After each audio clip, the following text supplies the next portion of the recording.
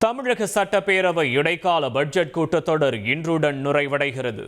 Budget மீதான உறுப்பினர்களின் கேள்விகளுக்கு நிதியமைச்சர் தங்கம் தென்னரசு இன்று பதிலுரை வழங்குவார் என்று தெரிவிக்கப்பட்டுள்ளது.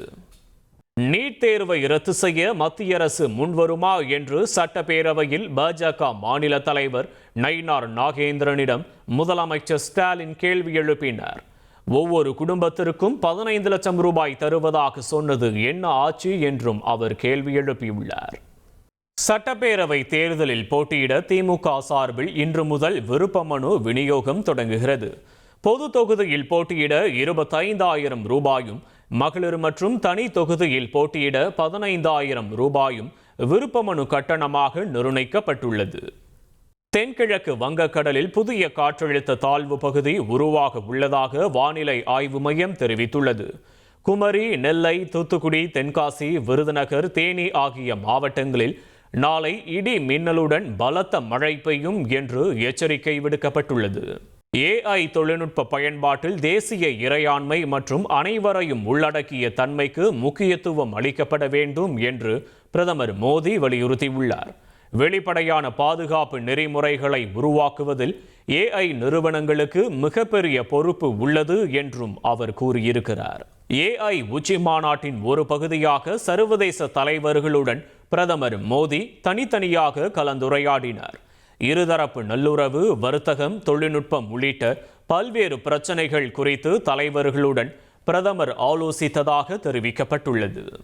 தமிழ்நாடு வக்பு வாரியம் செயல்பட உயர்நீதிமன்றம் விதித்த இடைக்கால தடையை உச்சநீதிமன்றம் நிறுத்தி வைத்துள்ளது. தடை உத்தரவை எதிர்த்து தமிழ்நாடு வக்பு வாரியம் தாக்கல் செய்த மேல்முறையீடு மனுவுக்கு பதிலளிக்க தமிழ்நாடு அரசுக்கும் மனுதாரருக்கும் உத்தரவிட்டுள்ளது. T20 உலக கோப்பை கிரிக்கெட்டில் இத்தாலியை 42 ரன்கள் வித்தியாசத்தில் வீழ்த்தியது வெஸ்ட் இண்டீஸ். 166 ரன்கள் இலக்கை நோக்கி ஆடிய இத்தாலி அணி 123 ரன்களுக்கு ஆல் அவுட் ஆனது. மனித உரிமை ஆணையம் என்ற பெயரில் சில அரசு சாரா அமைப்புகள் தவறாக செயல்படுவது குறித்து தேசிய மனித உரிமை ஆணையம் தாமாக முன்வந்து வழக்கை விசாரணைக்கு எடுத்துள்ளது. இந்த விவகாரத்தில் நடவடிக்கை எடுக்க தொடர்ந்து அறிவுறுத்தியும் நடவடிக்கை எடுக்கப்படவில்லை என்றும் குற்றம் சாட்டியுள்ள தேசிய மனித உரிமை ஆணையம் இந்த விவகாரத்தில் எடுக்கப்பட்ட நடவடிக்கைகளை 2 வாரங்களுக்குள் அறிக்கை தாக்கல் செய்ய அனைத்து மாநிலங்கள், யூனியன் பிரதேசங்களின் தலைமைச் செயலர்களுக்கும் DGP-களுக்கும் உத்தரவிட்டுள்ளது. காங்கிரஸ் MP சசி தரூர் நூல் ஒன்றை எழுதிய நிலையில் அதன் வெளியீட்டு விழாவில் குடியரசு துணைத் தலைவர் CP ராதாகிருஷ்ணன் பங்கேற்றார். டெல்லியில் இந்த நிகழ்ச்சி நடைபெற்றது. சமூக சீர்திருத்தவாதி நாராயண குருவின் வாழ்க்கை, போதனைகள் மற்றும் அவருடைய பாரம்பரியம் குறித்து இந்நூல் விளக்குகிறது. நிகழ்ச்சியில் பேசிய குடியரசு துணைத் தலைவர் நாராயண குருவின் சிந்தனைகள் சமூக ஒற்றுமை மற்றும் சமத்துவத்தை வலியுறுத்தியதாக குறிப்பிட்டார். அவரது போதனைகள் இன்றைய சமூகத்திற்கும் வழிகாட்டியாக உள்ளன என்றும் தெரிவித்தார். நூல் வெளியீட்டு விழாவில் பல்வேறு துறைகளைச் சேர்ந்த முக்கிய பிரமுகர்கள் பங்கேற்றனர். உத்தரகாண்ட் மாநில உயர்நீதிமன்றத்திற்கு வெடிகுண்டு மிரட்டல் விடுக்கப்பட்ட சம்பவம் பரபரப்பை ஏற்படுத்தியது. நைனிடால் நகரில் அமைந்துள்ள நீதிமன்ற வளாகத்திற்கு மிரட்டல் வந்த நிலையில் அங்கு பாதுகாப்பு பலப்படுத்தப்பட்டது. காவல்துறையினர் தீவிர சோதனை மேற்கொண்டனர். மோப்பனாய் உதவியுடன் வெடிகுண்டு தடுப்பு பிரிவு போலீசார் நடத்திய சோதனையில் புரளி என்பது தெரியவந்தது. இதையடுத்து மிரட்டல் விடுத்தது யார் என்பது குறித்து போலீசார் விசாரணை நடத்தி வருகின்றனர். மத்திய பிரதேச மாநிலம் உஜ்ஜைனில் அமைந்துள்ள மகா காளேஸ்வரர் கோயிலில் சிறப்பு ஆரத்தி வழிபாடு நடைபெற்றது. இதில் திரளான பக்தர்கள் கலந்து கொண்டு தரிசனம் செய்தனர். இந்த நிலையில் பக்தர்கள் சிரமமின்றி ஆரத்தி தரிசனத்தில் பங்கேற்க இணையவழி முன்பதிவு தொடங்கப்பட்டுள்ளது. அதிகாரப்பூர்வ இணையதளத்தின் மூலம் விண்ணப்பிக்கலாம் என தெரிவிக்கப்பட்டுள்ளது.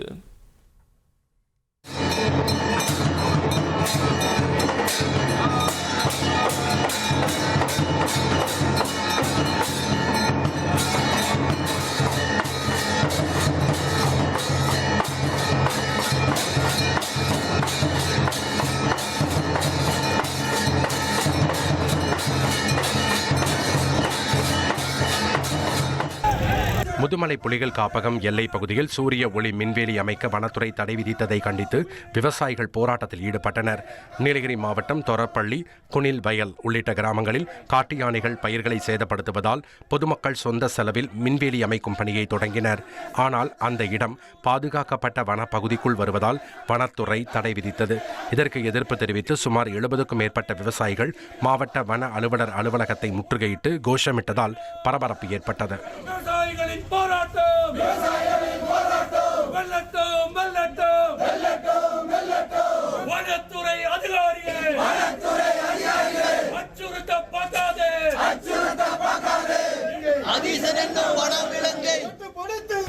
கிருஷ்ணகிரி மாவட்டத்தில் விவசாய நிலங்கள் கையகப்படுத்தப்படும் பணிகளை நிறுத்தாவிட்டால் மார்ச் 9ஆம் தேதி போராட்டம் நடத்தப்படும் என விவசாயிகள் சங்கத்தினர் எச்சரித்துள்ளனர். ஹொசூர் விமான நிலையம், ரிங் ரோடு உள்ளிட்ட பணிகளுக்காக கிருஷ்ணகிரி மாவட்டம் ஹொசூர், தளி, வேப்பனஹள்ளி பகுதிகளில் விவசாய நிலங்கள் கையகப்படுத்தப்படுவதை எதிர்த்து தமிழக விவசாயிகள் சங்கத்தினர் சார் ஆட்சியரிடம் மனு அளித்தனர். கேரளா ஸ்டோரி 2 படத்தின் சென்சார் சான்றிதழை ரத்து செய்ய கோரிய மனு. சென்சார் போர்டு பட தயாரிப்பு நிறுவனம் பதிலளிக்க கேரள உயர்நீதிமன்றம் உத்தரவிட்டுள்ளது. 4வது AA உச்சி மாநாடானது இந்த ஆண்டு இந்திய தலைநகர் டெல்லியில் 16ஆம் தேதி தொடங்கி நடைபெற்று வரும் நிலையில் அடுத்த ஆண்டு சுவிட்சர்லாந்தின் ஜெனீவா நகரில் இந்த மாநாடு நடைபெறும் என அறிவிக்கப்பட்டுள்ளது. பிறகு 2028ஆம் ஆண்டு ஐக்கிய அரபு அமீரகம் இந்த மாநாட்டை நடத்த உள்ளது. முன்னதாக பிரதமர் நரேந்திர மோடியை சந்தித்த சுவிட்சர்லாந்து அதிபர் கை பார்மெலின் இந்த சந்திப்பு மிகச் சிறப்பாக அமைந்ததாக குறிப்பிட்டார். பாகிஸ்தானின் கராச்சியில் குடியிருப்பு கட்டிடத்தில் ஏற்பட்ட வெடிவிபத்தில் 9 குழந்தைகள் மற்றும் பெண்கள் உட்பட 16 பேர் பரிதாபமாக உயிரிழந்தனர். ரமலான் மாதத்தின் முதல் நாளில் நடந்த துயர சம்பவம் குறித்து அந்நாட்டு அரசு தீவிர விசாரணை நடத்தி வருகிறது. அமெரிக்காவின் வாஷிங்டனில் நடைபெற்ற அமைதி வாரிய கூட்டத்திற்கு வெளியே இஸ்ரேல் பிரதமர் நெதன்யாகுவை கண்டித்து போராட்டத்தில் ஈடுபட்டனர். இதில் அதிபர் ட்ரம்ப் போன்றும் பிரதமர் நெதன்யாகு போன்றும் முகமூடிகளை அணிந்து பாலஸ்தீன விடுதலை வேண்டும் என கோஷமிட்டு போராட்டம் நடத்தியுள்ளனர். போராட்டத்தில் ஈடுபட்டவர்களை பாதுகாப்பு அதிகாரிகள் கைது செய்தனர். AI உச்சி மாநாட்டில் கலந்து கொள்வதற்காக இந்தியா வருகை தந்திருந்த பிரான்ஸ் அதிபர் மேக்ரான் தனது இந்திய பயணத்தை முடித்துக்கொண்டு நாடு திரும்பினார். இந்த நிலையில் தனது இந்திய பயணத்தின் போது குருத்வாரா பாங்க்லா சாஹிபில் அவர் தனது மனைவியுடன் பிரார்த்தனை செய்த புகைப்படங்கள் வெளியாகியுள்ளன. பிலிப்பைன்ஸ் நாட்டின் நெக்ரோஸ் தீவில் உள்ள கன்லான் எரிமலை வெடித்து சிதறியுள்ளது. சுமார் 6000 அடிக்கு மேல் சாம்பலுடன் கரும்புகை மேலெழுந்த வீடியோ காட்சிகள் வெளியாகியுள்ளன. அர்ஜென்டினாவில் புதிய தொழிலாளர் சீர்திருத்த சட்டத்தை கண்டித்து ஆயிரக்கணக்கானோர் நாடாளுமன்றத்தை முற்றுகையிட்டு போராட்டத்தில் ஈடுபட்டனர். போராட்டக்காரர்கள் மீது போலீசார் தண்ணீரை பீச்சியடித்து விரட்டியதால் பரபரப்பு ஏற்பட்டது.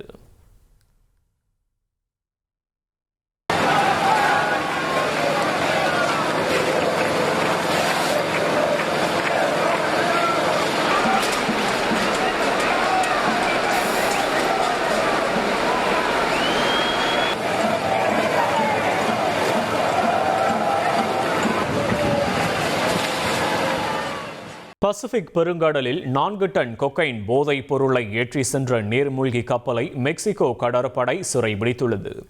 சட்டவிரோத கடத்தலில் ஈடுபட்ட 3 பேர் கைது செய்யப்பட்டுள்ளனர். ஜப்பானின் வடக்கு தீவான ஹொக்கைடோவில் வரலாறு காணாத கடும் பனிப்பொழிவால் இயல்பு வாழ்க்கை முடங்கியுள்ளது. ரயில், பேருந்து சேவைகள் ரத்தாகி உள்ள நிலையில் பள்ளிகளும் தற்காலிகமாக மூடப்பட்டுள்ளன.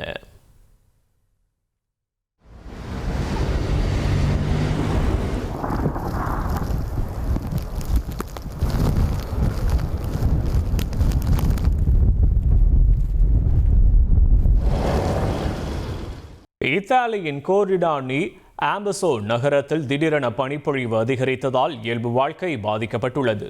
சாலைகளை பனிக்கட்டிகள் மூடியதால் ஒலிம்பிக் கிராமம் மற்றும் விளையாட்டு மைதானங்களுக்கு போக்குவரத்து துண்டிக்கப்பட்டுள்ளது.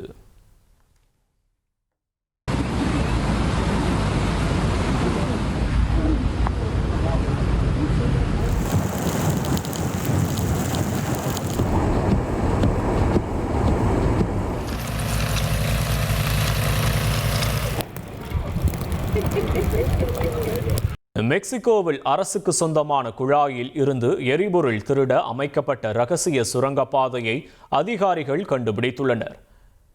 ஹிடால்கோ மாநிலத்தில் 22 மீட்டர் நீளமுள்ள இந்த சுரங்கம் கருப்பு சந்தை எரிபொருள் கடத்தலுக்கு பயன்படுத்தப்பட்டதாக அதிகாரிகள் தெரிவித்துள்ளனர். இந்த சம்பவம் தொடர்பாக இதுவரை யாரும் கைது செய்யப்படவில்லை என்றாலும் எரிபொருள் திருட்டுக்கு எதிரான நடவடிக்கைகள் தீவிரப்படுத்தப்பட்டுள்ளன.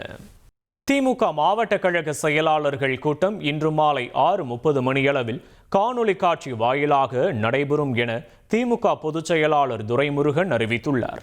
திமுக தலைவர் ஸ்டாலின் தலைமையில் நடைபெறும் இந்த கூட்டத்தில் வெல்லும் தமிழ் பெண்கள் என்ற பெயரில் மாநிலம் முழுவதும் வீடு வீடாக சென்று மேற்கொள்ளப்பட இருக்கும் பரப்புரைக்கான ஏற்பாடுகள் குறித்து விரிவாக ஆலோசிக்கப்பட உள்ளதாக தெரிவிக்கப்பட்டுள்ளது.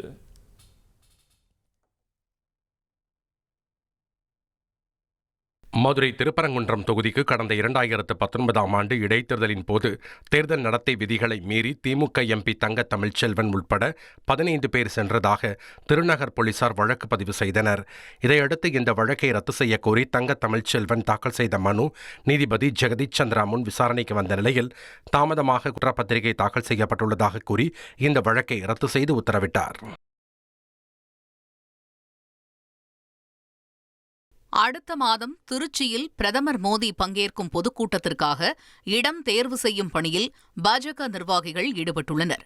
தமிழக சட்டமன்ற தேர்தல் பரப்புரைக்காக பிரதமர் மோடி மார்ச் 11ஆம் தேதி திருச்சி வருகிறார். அங்கு தேசிய ஜனநாயக கூட்டணி வேட்பாளர்களை ஆதரித்து பிரம்மாண்ட பொதுக்கூட்டத்தில் அவர் உரையாற்ற உள்ளார். இதற்காக திருச்சி, புதுக்கோட்டை மற்றும் தஞ்சை தேசிய நெடுஞ்சாலைகளில் இடம் தேர்வு செய்யும் பணியில் பாஜக மாநில பொதுச் செயலாளர் கருப்பு முருகானந்தம் உள்ளிட்ட நிர்வாகிகள் தீவிரமாக ஈடுபட்டுள்ளனர்.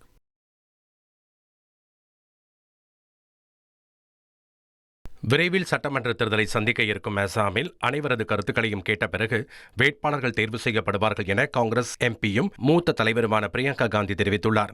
நிர்வாகிகள் மற்றும் உள்ளூர் தலைவர்களை தனிப்பட்ட முறையில் சந்தித்து கருத்துக்களை கேட்க இருப்பதாக தெரிவித்துள்ள அவர் தகுதியானவர்களுக்கு தேர்தலில் போட்டியிட வாய்ப்பு வழங்கப்படும் என்று உறுதியளித்துள்ளார். முன்னதாக சக்தி பீடங்களுள் ஒன்றான காமாக்யா அம்மன் கோவிலில் அவர் தரிசனம் மேற்கொண்டார்.